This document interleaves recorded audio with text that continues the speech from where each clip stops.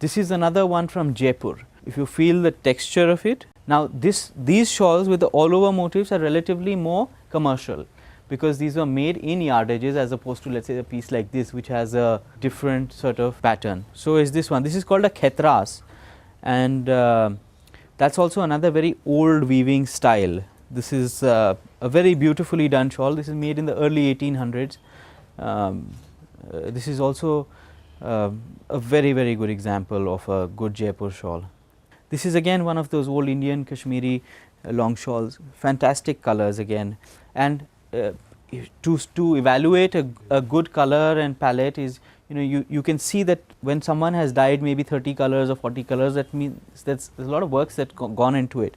Just to dye each color, it can take you maybe 3 months, not to each color, but let's to do the entire dyeing. To dye so many colors, to procure the raw material, which is natural dyes, it's a very laborious process. It's not easy to do it. This is another different weaving style where the center is not a square necessarily. You have a square and a round concentric circle inside with the Kani weave again. This is a Kashmiri shawl which is similar to the, you saw another cream one which is Iranian, and see the difference in the workmanship here. This is also a signature piece, but this is a much finer weave again. This is called a mother and child paisley design. You have two paisleys that are put together, and this one also is another one of those 4-season shawls. It's got a signature in the center field, very unusual center field colors again. From the styling that it is done, again it's possibly made for Europe. You can see a very typical European influence. This is also another one of those those 4-season type of shawls, but it's actually not 4 seasons. You actually have 9 different panels of different color. This has got some design element of the khetras style as well. This is 1840, 1850 again. This is from a later period. This is about 1880. This is a Kani shawl which is made from a later time. So you see the colors getting a little brighter. You could possibly have some chemical color in it. Colors are much sharper. This one has 4 signatures in the center field. If you look at it closely, where the pink is. That's a typical Mughal flower again. So you have design elements from different times, different periods. This one is a pair of shawls which we actually acquired at different points of time. They are 2 identical sort of pieces, which is very rare to find again. This is again one of those moon shawl types where you have the flowers and the large pallas on both ends.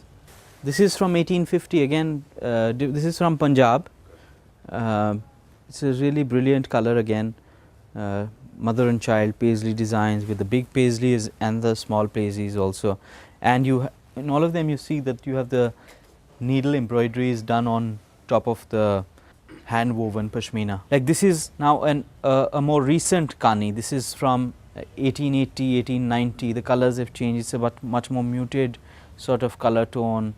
That's also another very brilliant sort of quality as far as workmanship is concerned, but the colors are slightly different. This is again an older piece, and it also depends on rarity. You cannot have a fixed price for each piece, and in these you can buy Kani shawls from about 60,000 upwards today. These are all French made pieces, made in the late 1800s, early 1900s. Again, the styling is very much inspired from the Indian Kashmir shawls, but if you see from a fashion perspective, they are very European in a way. You can see the design elements look. So these are some of the older pieces. This would be 1900. That one is about 1870. This is got the 4 corners, very typical of a Kashmir shawl again, very beautiful style. This is also a very pretty one. This is a paisley again with the 4 corners, very unusual color combination. You have the mother and child paisley. This is a long shawl that they've done, which is a reproduction of the paisley style. Again, a very finely woven piece. You have half of the pattern in blue, which is again natural indigo, and the other half is black. Also, a lot of these types of fabrics were also used as clothing material. So there were different shawls that were made, and they used to make clothes out of them. So this was like a waistcoat. They used to make waistcoats. This is a long gown sort of thing, which could be for a lady This is another type of paisley shawl again from 1880 or so. Very unusual color combination, again very dramatic. This possibly has a little bit of silk in it. These are also paisleys. These are French paisleys made in France on jacquard loom. So they are inspired by those original Kani shawls styles. You again have a big rectangular field here.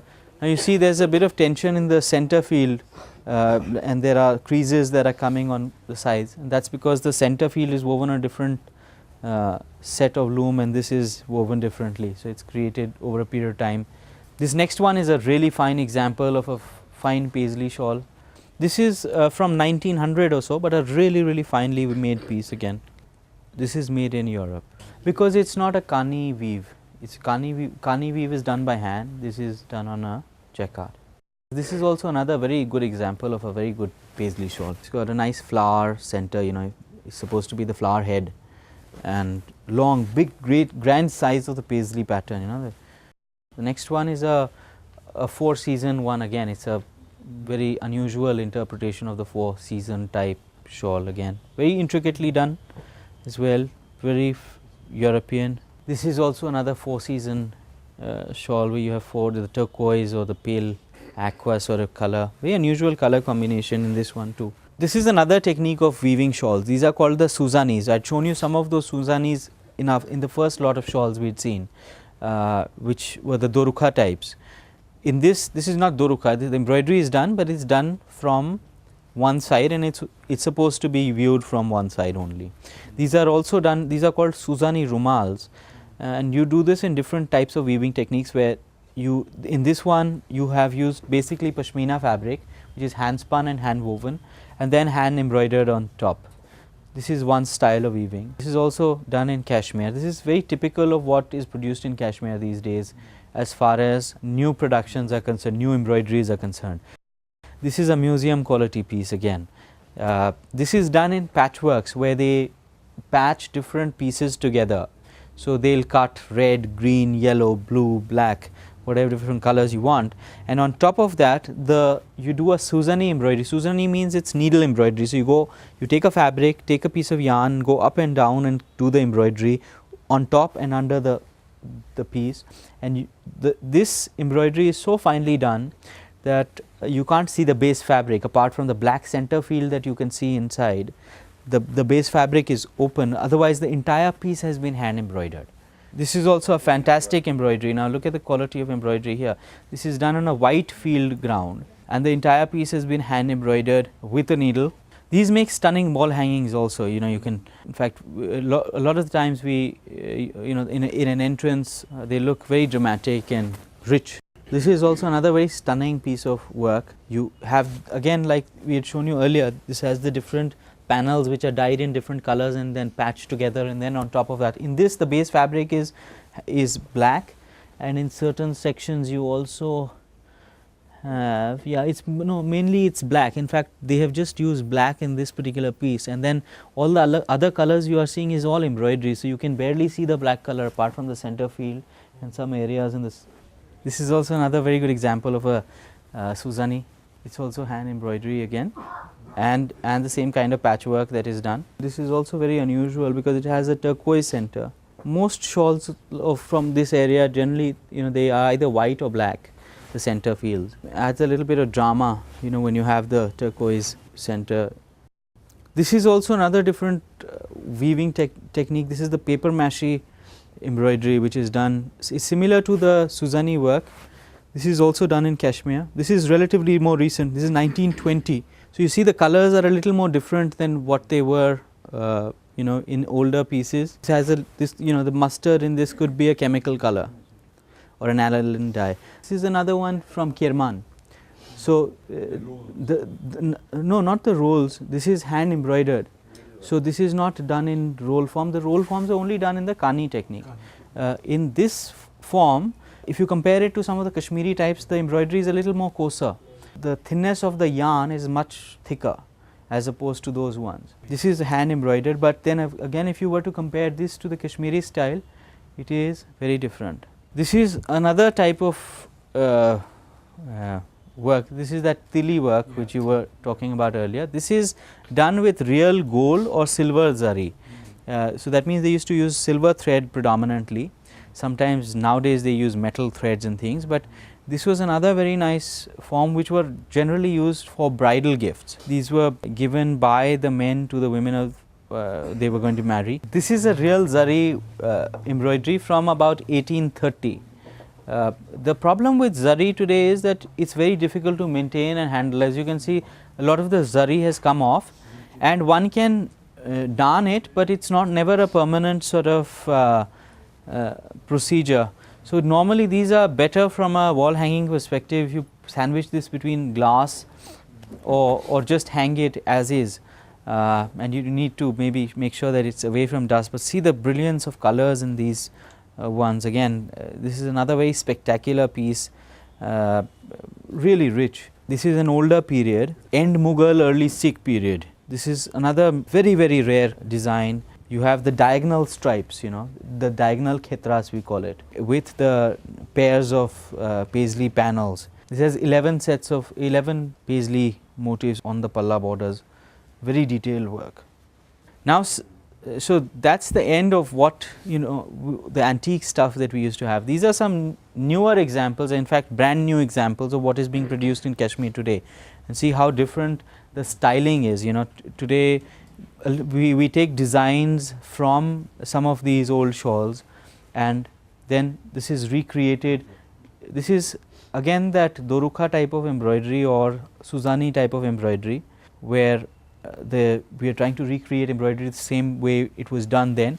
But what's happening now is that it's very difficult to get good skilled embroiderers today. Most of they're building the railroads in Kashmir. It's a government job. Most of about 30-40% of the people who used to be involved in carpet making or in shawl making have moved. These are all chemical colors. Now you'll see the difference in the colors and the quality of colors. As you know, these are also very beautifully done pieces, but because of the advent of aniline dyes or chemical colors, the colors have changed. Now this is embroidery. This is called a palladar embroidery. This is brand new. Okay, so all of these are new embroideries. This is an all over embroidery where you can barely see the fabric again in the center field, and again you see the fineness of the thread count. It's beautifully done. This embroidery would take about a year and 3 months to do, but you can see how different the colors are from the original pieces. This is another very unusual turquoise color. Now see the difference in a chemical turquoise. This is a chemically dyed, aniline dyed turquoise shawl. This is also another diagonal khetras style of the kani. This is also new kani. See the colors change. This is also another very beautifully done kani shawl. These kanis would range from about 60, 70, and they go up to about 125, 130. So this is woven and then embroidered. This is also again very modern. This can be worn from both sides also, like the other kanis. This is also another very beautiful piece. It's very modern adaptation of some of the old shawls that we are doing. Great. That comes to an end. Thank you so much for coming.